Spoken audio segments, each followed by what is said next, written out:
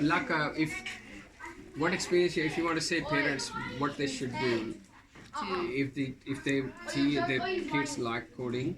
Yeah, I think they should definitely pursue it. I think there's a big future, and he finds it nice because he's doing his own creation. I found it like it's like the autonomy of like actually I made this, and he felt proud of his own work. That's why I like. That's all I shared. You were inside when we were sharing. So the kids enjoy this the way we teach. Number one, they independently do it. Yes. The second thing is they get the problem solving skills.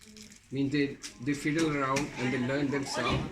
And the third and last thing what they do when they create something, they have a sense of achievement which you can't get other ways. You can't get when you study something, learn something, you don't get that satisfaction. But when you achieve something to show, then you feel differently and you want to do more. This is a positive end. Yeah, I remember he was stuck on how to get the referee in some places he wouldn't be able to put him on the screen, and he kept fiddling with it and working on it, and he actually made it, and he's like so excited, Mom, Dad, come see, and he's like so excited that he got figured it out. We want to that time we should be there. I'll share you 3 videos how to mentor them without asking them to do it.